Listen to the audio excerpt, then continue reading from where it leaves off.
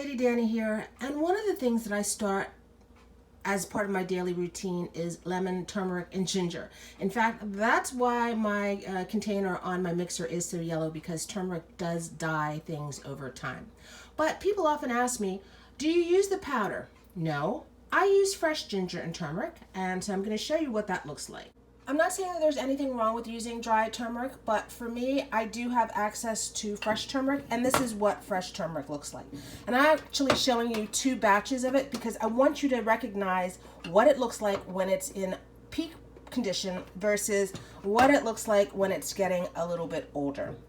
Now, I get this from an Asian market because generally the prices tend to be cheaper and they go through it a lot more quickly. So you'll find it usually in the produce section. You may find it in a little white styrofoam container with plastic wrap. Too much packaging as far as I'm concerned. But either way, this is what you're looking for. Now make sure that you're getting ones that look orange. There is a similar root, which is galangal, which looks slightly like this, but it's whiter. It looks more like a white cocooned caterpillar that's getting ready to turn into a butterfly. That's not what you want. You want to make sure that it has this lovely orange undertone. That is the way that you tell it's turmeric. Now, as you can see, this one looks plumper and it doesn't look dried out. The one that's older, it's dried out. It may have some molding around the side, and this is not the condition that you want to purchase it in. You want to purchase it when it looks like this. This is a few days old. If you can get it something that's even brighter than this, go for it. But definitely avoid ones that have dried, scraggly ends that don't look very plump, that look more like a witch's finger as opposed to a witchetty grub. Next thing I use is ginger. Fresh ginger I also get from the Asian market, again for the same reason. They go through the stock much more quickly so it remains fresher. But I also want you to be aware, this is what you should be looking for, not this.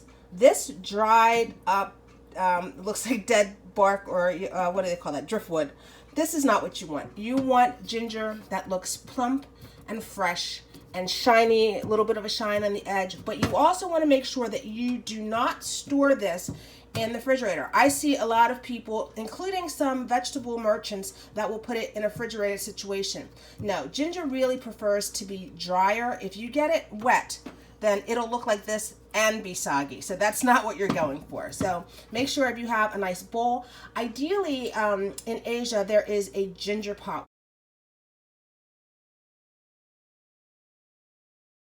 which is a ceramic pot that you put sand in the bottom. And when you use your ginger, or if you cut off a knob to use, okay, and after you use it, you have your fresh end that's exposed, then what you would do is put that in the ginger pot with the sand to keep it dry so it doesn't get mushy and it doesn't look like this. Because look, that's you want firm and plump, something that doesn't have give, not something that looks like a dog chewy toy.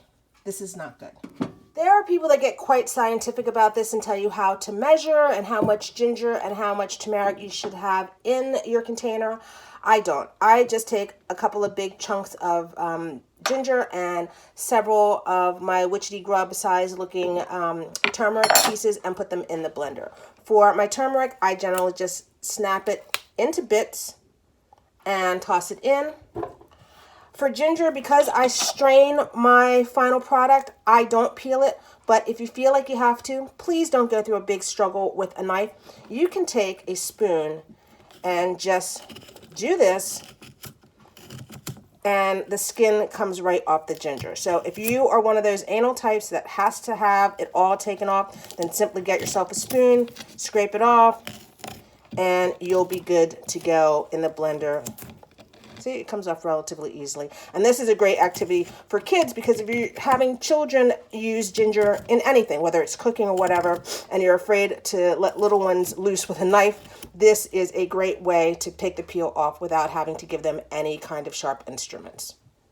You can see I just have my chunky bits of ginger and my turmeric in the container with water, and to that I add about a teaspoon of black pepper. What the black pepper is required for is it helps to release the curcumin in the turmeric. It's not bio-readily available to your body if you don't add the black pepper. It's the piperine that does it. So please make sure that you add black pepper. I've been asked before if you can use like a chili pepper. A chili pepper has capsaicin, which is also good for pain. It's the constituent piperine that helps with the bioavailability of the curcumin in the turmeric. So stick with black pepper. For a minute, I pour through a chinois so I can get rid of, well, basically all of the skin from the turmeric and from the ginger, and then it just lets all of the liquid drain through, and that is what I drink. Now, I do try and not make too much of this at once. Usually I make enough that lasts for about 2 or 3 days because I really prefer to have it fresh, but this is going to be the base. The one last thing that I will add is fresh squeezed lemon. Now that it's drained and you can see how much sludge stays in, you can see how it's much easier to drink this.